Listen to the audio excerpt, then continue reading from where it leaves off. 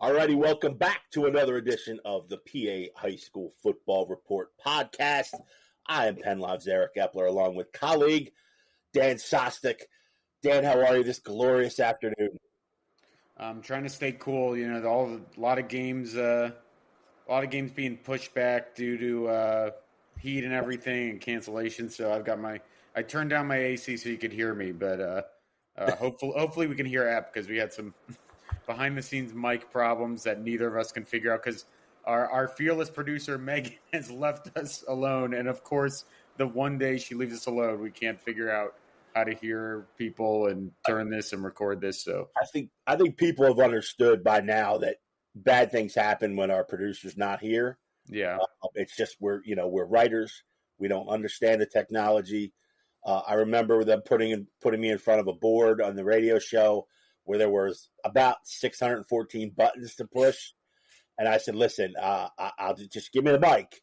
You take care of the board. I don't know what any of these buttons do, volume, whatever. So yeah, we're just the talent. We don't take care of the back end stuff. Megan does that for us. So Megan, wherever you are, I hope you're enjoying it. You're enjoying your time off. I hope you have an umbrella drink in your hand. But of course, we're struggling without you. So, all right, Dan, let's kick right into it. Week 1 in the books. Pennsylvania high school football season opened up officially last weekend. A lots to talk about. We'll get into some of the games and some of the surprise endings, and of course, we're going to look ahead to some of the big matchups here in week 2 for us in the Mid-Penn Conference. As you know, we scattered divisions. We packed them into four divisions now, the Mid-Penn Conference. And, of course, we are going to start the division slates as early as this week. And a couple of big ones coming up. Certainly one everyone's looking at on Saturday at the Rock is Bishop McDevitt hosting Harrisburg. We'll get into that former Market Street madness in a little while. But then just general thoughts on week 1. Obviously we did, months of look ahead to the season starting both hyperlocal with Mid-Penn Conference and obviously statewide. Anything pop out to you from opening week besides the glorious weather that we had? It wasn't stinking hot like it is today, but what are your general thoughts about the first week? I mean, it's hard to look past the big result, which was Harrisburg getting kind of trounced by LaSalle. I think that with the Sean Lee news, we wouldn't have been surprised at all that if LaSalle came in won by a couple touchdowns. But I mean, they moved the ball pretty easily on the Cougars, and it could have just been a week 1 kind of, hey, we just got dealt an awful hand and we're kind of a little still stunned by it. And then not an easy matchup when you're kind of dazed a little, right? That LaSalle team is legit. They've got a Division I quarterback. They've got Division I wide receivers. And they're always going to have, the big uglies up front and enough people to do damage. But sounds like there were some players that left due to injury too on Harrisburg. Just a pretty tough day for them heading into this week 2 matchup, of where we're going to talk about more in depth. So I think that's where you kind of start, right? The other big story that I thought was an awesome story, kind of on the flip side, was the Ship Greyhounds big win. Just for the story. Obviously, you don't root for any team, right? Because Big Spring's obviously a great program. We kind of tabbed them as maybe a surprise team as well. But with the news that came out of that community, right, with Coach Majewski's son tragically passing and the older brother starting at quarterback for the Greyhounds, and seeing both communities in that rivalry game come together, and the game kind of being more than a win or a loss for either team. They both, I believe, joined in prayer afterwards. And I'm not a super religious guy, but that's obviously a pretty special moment, even after, one team wins, kind of understanding how big that moment was. And I saw the videos of after the first touchdown was a rushing touchdown by his older brother, how how kind of special a moment that was, even in Newville, right? Right. So that was a pretty cool moment as well. So those are kind of two of the kind of flip side moments. I was at the York Rose Bowl, saw really good performances from Susquehanna Township and CD East, but I'd say from afar, those are the two performances that stood out to me. Yeah, I don't think anybody saw 45-7 Harrisburg losing to LaSalle College. Again, Harrisburg, we anticipated maybe them needing a few weeks after the Sean Lee Jr. news that okay, he's not going to be your starting quarterback. He's not going to be on the roster. In fact, within hours, I think of the decision, he was already enrolled in prep school and practicing there. So they had to kind of move on, and they didn't have a lot of chance to officially move on. I think the verdict was sort of expected based on what the District 3 committee came up with weeks ago, and that unanimous decision to deny him another year of eligibility. But a lot went wrong for Harrisburg, and I know we say this every year, and everyone talks about making that big leap from week 1 to week 2, and there is a lot of truth to that. But coming away with the guy now you have under center being injured, Michael Shank Jr., who took over QB chores to replace Lee Jr., and of course Deontay Sheffy was injured in that game too, and just generally the way LaSalle College, and you mentioned the unbelievable talent, especially on the edges that they have for the Explorers, just sort of carved them up, and they really had no way to retaliate, and that was surprising to me because obviously we were very high on a couple of defensive guys, a lot of defensive guys to be quite honest, at Harrisburg too. So a lot to shake out this week in preparation for McDevitt, for Coach Calvin Everett, and that was a big surprise to me. Central York's 47-0 victory over Central Dauphin. I think it is, and let's not make a mistake here. Central York's one of our District 3 best, if not the favorite. With Harrisburg struggling at District 3 and 6A. I mean, unbelievable program that Gary Onchek runs there. They just sort of seem to reload. You lose a guy like Goff, Jules Goff, and then but you still got athletes like Brooklyn Nace down there that made a hell of a lot of plays and really exposed Central Dauphin for, this is a rebuilding year. We talked about this. I got to see him in the scrimmage against Lower Dauphin a couple of weeks ago. And this is going to be a rebuilding year for Coach Glenn McNamee. It just is. There's not enough size. There's not enough speed. And he's really going to have to coach to get a couple of wins. I mean, it's just going to be that. You're in the Commonwealth. You're already in a loaded division. So that was that. But 47-0 is not something you ever see from a Central Dauphin program. So that was eye gouging to me. And you mentioned Shippensburg, just a tremendous story. If there's any sort of emotion that you want to feel about that game and about Brady's competitiveness, courage, name it, they showed it. Not only himself, but the team and both communities. I mean, that's a tight knit 14-mile gap there. You know what I mean? Everybody sort of knows each other. It's a great rivalry. And to see that kind of performance out of him and Shippensburg was emotional. Let's just say that. It was emotional. But yeah, so those are a couple of things that stood out to me in week 1. Hannah's victory, I got to see the second half of that game before covering McDevitt's opener against Mount St. Joseph. That was a fun game to watch. Yeah.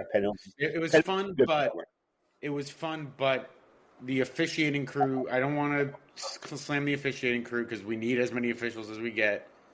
It took them a long time to set the ball. It took them a long time to figure out penalties, and it delayed everything in that entire event about an hour and a half, 2 hours. And luckily the game was down to the wire sort of, so you kind of forgot about how long it was taking at the end. But we saw what we needed to see from Hannah, right? We saw that Torrin Evans is he's kind of graduated from that young, promising talent at quarterback to the veteran guy that's going to make the big play. and I was talking about this with you on the sidelines there at that event, is that Lex Cyrus rightfully gets all the shine in the world and everything, and because he deserves it. He's one of the best wide receiver prospects in the country.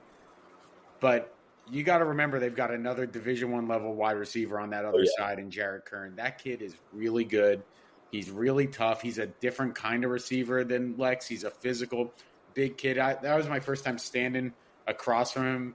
I mean, I'm not the tallest guy in the world, but he towered. He was towering. It looks like he could play like tight end at one point if he puts on some weight. But he came up with big play after big play.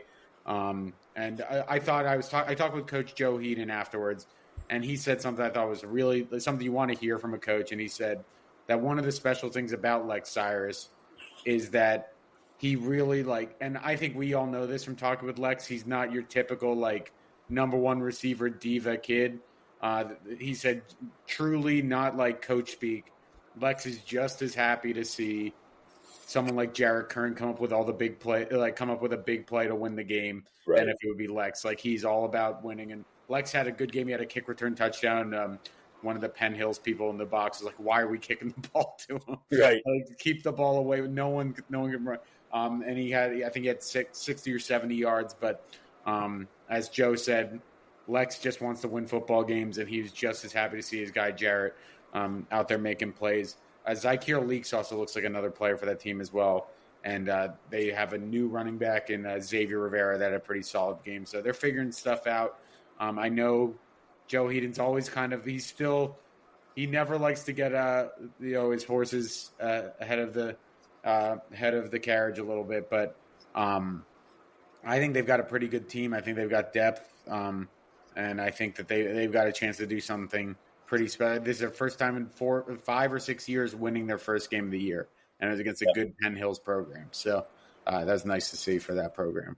Yeah, that was one of the things we talked about for the last couple of weeks is Hannah having a little bit of depth up front. They haven't had that, and then you get a little rash injury or something like that, and then it sort of all falls apart. It forces you to change your offensive mindset and kind of simplify things too. And obviously with two guys on the edges like Cyrus and Kern, you want to have the whole playbook at your disposal and trust those guys up front, because obviously those two guys can do a tremendous amount of damage. We talked about Kern a lot in the last couple of weeks about having big season. And obviously a lot of that's a reflection of having, Mr. Cyrus on the other side.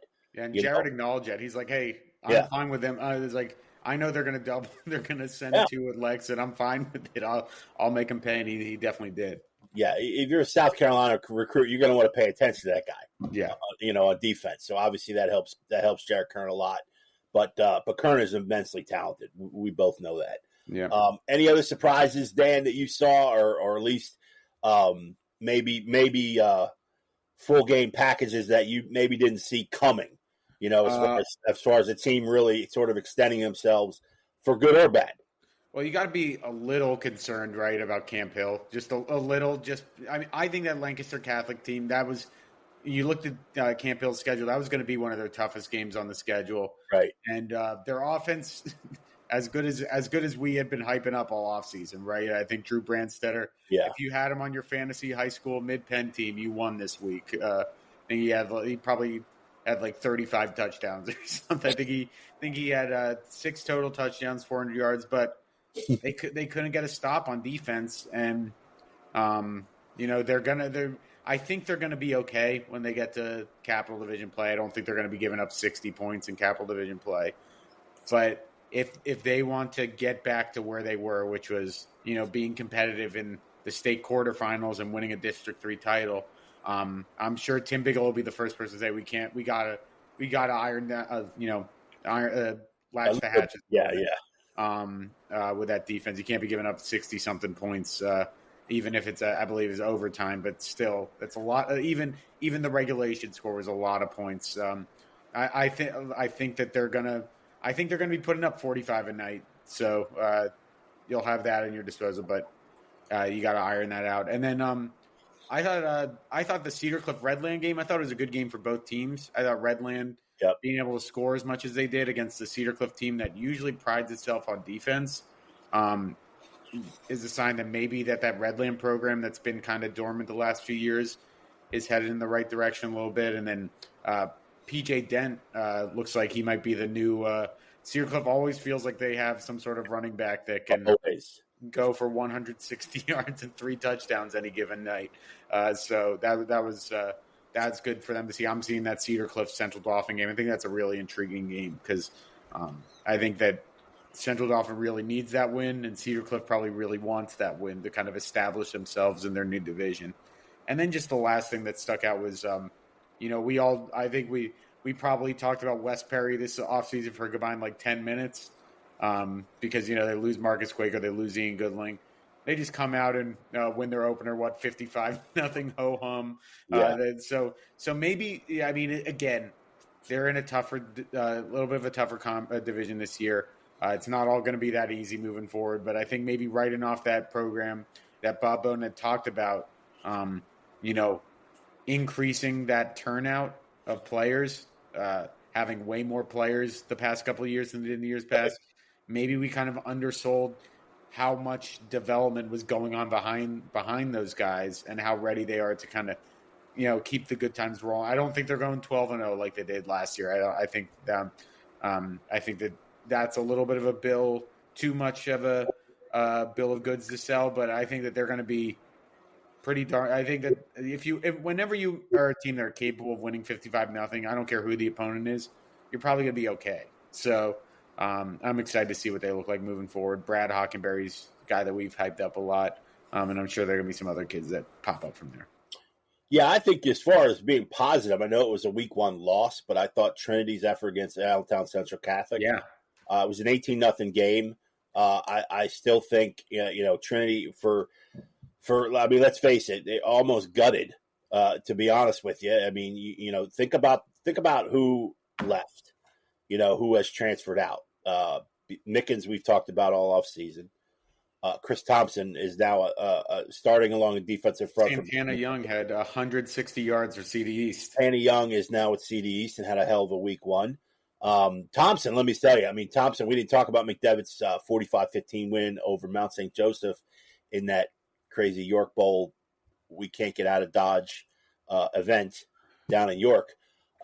Please stop scheduling 4 games on Saturday, okay? There's no reason for everybody to be leaving at midnight because you don't have facilities or whatever. You don't have places for teams to warm up.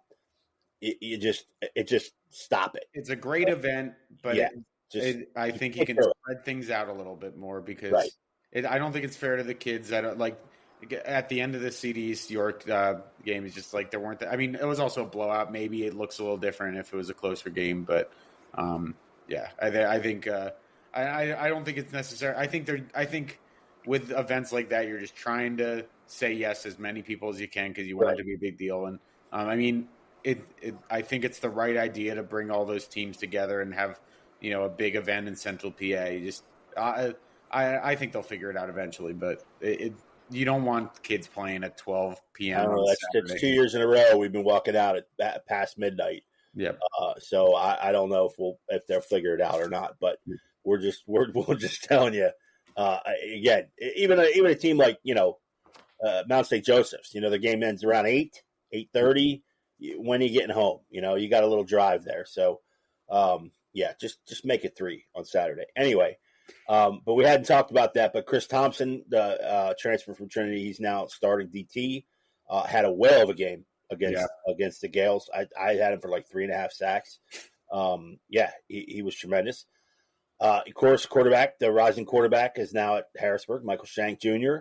And there's a few other guys. So, you applaud. You see guys like Christian Joy who are still at Trinity, obviously heck of a player. And they're gonna give it their all. And I thought that was a pretty good. You don't say when a team gets shut out very often that was Allentown Central Catholic's always a tough team too. Right, ACC's is one of the benchmark programs. They really are, and they play in that unbelievably difficult EPC conference with the likes of Emmaus and the likes of Easton and Bethlehem Liberty and Freedom, and of course Parkland and Nazareth, who are always good. All 6A programs, by the way, and ACC sitting there 4A. So So I think that was a pretty good effort from them. And I thought Chambersburg's effort was really good against Gettysburg. Mm-hmm. 23-17, I think was the final there. Was a good start for Chambersburg too, because I think most of us at least had Gettysburg coming out ahead in that one. So good start from Mark Luther and the Trojans, and moving forward. But all in all, I thought it was a pretty good week. We're off and running on the picks. We won't mention who's leading because it's unbelievably our producer, our wizard, our Merlin, Megan Heaton is leading. I don't understand. She takes the lead in the picks and she just leaves. She's the opposite of everyone else in the picks. Where if anyone else is leading, they won't shut up about it. Megan's leading. She goes to Georgia or whatever. She's just like, I'm out. You guys are no good. It's the Costanza, right? It's the Georgia Costanza leaving on a high note. So, no, she comes out with a week one victory. So, congrats to Megan officially, our producer. I'm sure we'll talk more about that. We maybe get a little heater email from her saying, you guys need to pick up your game or whatever moving forward. So we'll get to that. All right, so let's slide up now to week 2. And obviously, let's start with the only Saturday game actually we have this week. It's going to be a big week. We got a couple games on Thursday, obviously a full slate on Friday, and then Bishop McDevitt hosting Harrisburg Saturday at the Rock at noon, high noon. It's probably going to be hot. I'm anticipating a crowd somewhere between 8,000 and 10,000. To be honest with you, the last time when they opened up that place, Dan, you weren't here. I don't know. You might have been 15. I don't know when it went, how old you were at then. But let me tell you, they were parking in people's yards. They were traipsing half a mile through cornfields. It's a little bit more developed out there now in the suburbs, but it was pandemonium. Pandemonium. And that was I want to say 2013. I think it was 2013. I had to look it up. But anyway. But everybody by now knows about the Battle of the Berg, knows about the rivalry series, walking down the street between Old Bishop McDevitt and Harrisburg, 3 blocks apart, lots of cracks in the sidewalk. I made that walk a couple times, played in that series. And but it's just a tremendous atmosphere because when it was in the city, and still a lot of guys know each other, but when it was in the city, it was an event. I mean, it was just, you had people, you probably had 1,500 to 2,000 walk-ups because they were just like, what's going to happen in this game? Because there was always a tremendous amount of athletes, me not being one of them, of course, but always, a big deal. City politicians and stuff would show up. There'd be fire trucks and it just all kind of chaos. And if we were lucky enough to walk back to McDevitt with the trophy, that was good. So anyway, let's get into a little bit. We talked a little bit about Harrisburg being a little bit, how should we say, disheveled at the moment and a little unsecure because we don't know the status of Michael Shank Jr. at this point.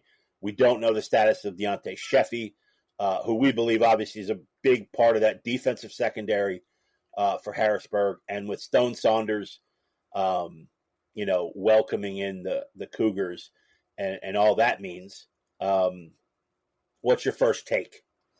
Yeah, I mean, there are some questions, right, about who's going to be under center for Harrisburg, which you don't really want just 1 week after working in a new quarterback. And, Sheffy, I think they have the depth, obviously, at running back. That's not the concern. But he had a pick, I think, in the LaSalle game. He's really turned himself into quite the defensive back, too. That's a big loss. And, Harrisburg's just not – like, Harrisburg's got a smaller roster than McDevitt. They can't afford these losses the way a team like McDevitt could. I thought that going into this game, though, I thought that before everything went down, that it was going to be kind of Bishop McDevitt that comes in with a chip on their shoulder, right? Because they're technically the 4A school. They're the ones that kind of get sometimes late, even though they've won a state championship more recently. They're the ones that kind of get labeled. They play the easy competition during the regular season, right? They don't They don't play the tough teams. I thought that they were going to come into this game and really want to prove that we're basically a 6A team when it comes to the Mid-Penn. We can beat the best Mid-Penn 6A team. But now I do think Harrisburg is definitely going to have a chip on their shoulder too, because I don't think anyone's going to be picking them. I would be pretty surprised if we have someone picking Harrisburg in our pick section. I don't know I haven't checked the line, what you set it at, but it's a tough matchup, especially with how good McDevitt looked on Saturday. There were some questions that we had about them. They answered a lot of them. They did, Dominic Diaz looked awesome. Jonte Quick looked awesome. Nas Jones Davis looked better than he did last year, which he already looked pretty good. They've got Jerome LaRue. Howard Holton looks like he's going to be an instant impact player. They replaced a lot of guys in their secondary. They all look good. They just never run out of talent at McDevitt, and so it's just really hard for me to think this is going to be a competitive game. But then it's just really hard to ever count out Harrisburg, because I feel like the second you start doing that with Harrisburg, they come out and just grind out a gritty 2-touchdown win, because they are kids that are ready to do that. And I mean, they've got just as much talent at the very top. I wonder if Michael Shank can't play. I wonder if we see some Elias Koch at quarterback. I wonder if we see some Kymir Williams at quarterback. Right. Again, the issue with doing that, though, and why I'm having so much trouble envisioning a Cougar win, is that when you do that, you're taking away from your other talent, right? You're losing skill at the wide receiver position to get a quarterback who's probably Elias is great, Kymir is great, but they're not quarterbacks by trade of late. So, but they're still really good athletes who can still make plays happen. That McDevitt front, though, like you said, looked great. Again, it's a pretty good Mount St. Joseph program. I think Lucas Lawler, he's gonna be challenging for the sack lead, I imagine, in the Mid-Penn this year. That kid scares me on the wrestling mats, and he looked pretty scary on the football field the other day. So I think, again, we don't root for things. I just would like to see a competitive game, because that's when these rivalry games are at their most fun. I just worry that Harrisburg, has taken so many hits the last 2 weeks that it might be difficult for them to do it. If they do, that's a heck of a coaching job by Cal Everett. So. Yeah, I think if there's a scenario where Harrisburg really does a 180 from what we've seen as far as the news of Lee, and obviously last week losing by a ton to LaSalle, it's going into Bishop McDevitt and playing the Crusaders. I mean, this is the Super Bowl early in the season, and if anything can break them out and sort of start their return and rebound, it's this game. So I'm not putting it past Harrisburg, no matter who plays quarterback, for that defense to step up and make this a competitive ball game. I've seen it too many times. Again, you always hear you throw away the records and this and that. That's true when it comes to this game. I mean, obviously the last time they played was 2017. There was a hiatus from 2014 for a couple of years, and then they came back. And then the last game was 2017 when a guy named Micah Parsons rushed for 3 touchdowns and 179 yards. Yes, Micah Parsons, not a running back, but 179 yards in that game, and Harrisburg won 35-0. That was the last time these two hooked up. So, for me, you mentioned it a few minutes ago. I think as far as Bishop McDevitt goes, you never know who's going to make the next big chunk play. And it happened even defensively. Dontavius Luckett had a 100-yard pick six in this game. Yes, the game was already in hand, and it came, with about 6 minutes to go in the fourth quarter of a 45-15 game. But that's the kind of team that Jeff Wechter has. And he's not resting, though, knowing that he could put the ball in any one of a dozen people's hands offensively, including, the All-Stater and Player of the Year and Stone Saunders.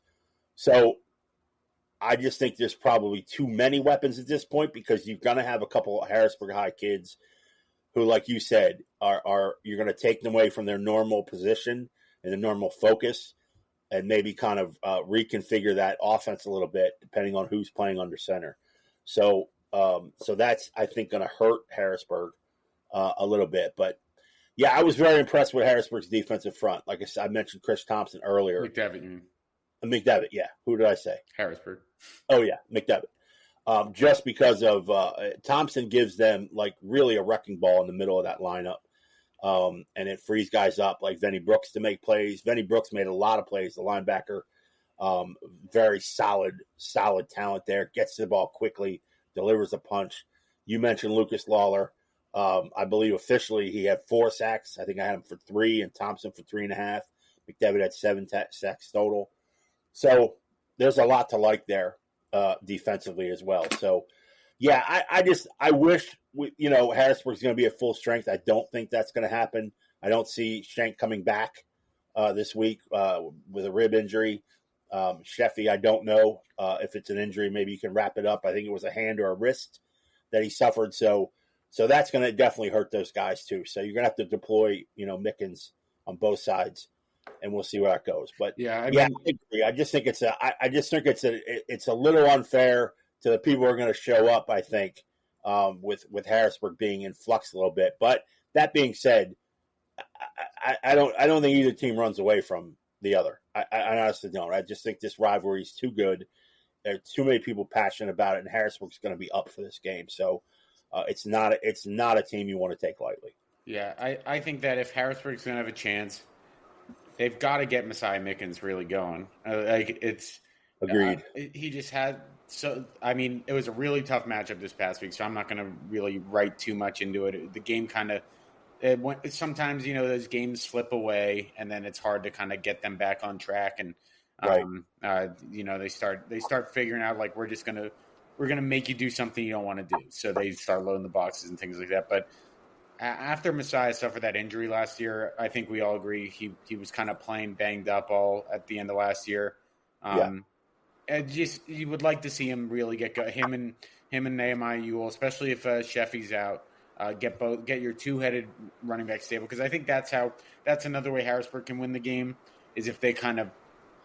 I mean, you don't usually say this about Harrisburg, but they probably want to kind of shorten the game, right? Limit the possessions, make it a 21-14 game in the fourth quarter or something like that. You don't want this game being played in the 40s, I don't think. So no.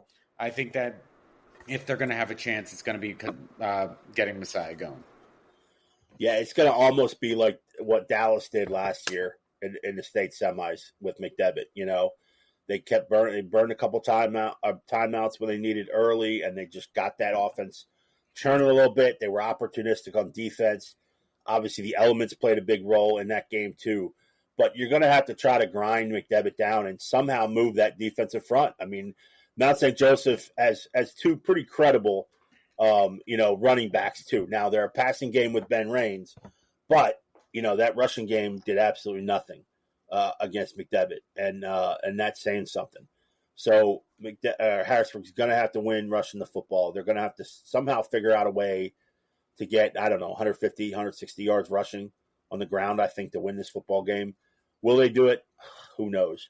But if you're going to go to the game, I suggest you go early so you don't have to walk through the woods. There's little jiggers and ticks and things, and I don't like walking through the woods anymore. Yeah. But it's going to be well attended. I'm just going to say that. This is a highly anticipated game. Like I said, they haven't hooked up since 2017. McDevitt, I believe, is 20-15 all time in the series since the Mid-Penn Conference formed. And if you recall, Dan, you might not because you were 12, but McDevitt had sort of a 10-year stranglehold on this series. And they were supposed to play in 2021, and then we all know that was the COVID year. And but anyway, there's there's issues surrounding this rivalry that go back to basically after 2013 season that we'll get into a little later. But yeah, it's been a hell of a series. Noon at Rocco Ortenzio Stadium at One Crusader Way. It'll be an event for sure, especially this early in the season. So, all right, Dan, anything else you're looking forward to in week 2? I kind of mentioned I'm just interested in the Cedar Cliff Central Dauphin game. Westbury Boiling Springs should actually be kind of interesting. Bubblers won their first game after a tough year last year. So one of those teams will end the week 2-0. So we'll have a 2-0 team there, and I know you're going to be at the Camp Hill game, right? And I think they kind of set the schedule well so that everything kind of leads up to this McDevitt Harrisburg game. Yeah, and then we'll mention Thursday night games too. We got two this week. And I'd like to mention a good one. I think is Palmyra at Mechanicsburg. Yeah, well, that's a Thursday night game. Mechanicsburg, obviously, a big win to start over Carlisle, and Palmyra looked really good against Lebanon. I know Lebanon's not the sort of a rebuilding season too. But, Palmyra put up 40 points, so that could be an interesting game. And then the other one is an old-school TVL matchup. Upper Dauphin visits Halifax on Thursday. So that'll kickstart the week. It should be a dandy. We'll be out covering all, so check PennLive for scores, updates, previews. We'll have a lot on the Bishop McDevitt Harrisburg rivalry coming up in the next 24, 48 hours, so check back to PennLive. Dan Sostek, I'm Eric Epler. We appreciate you joining us. And obviously, we'll see you guys next week.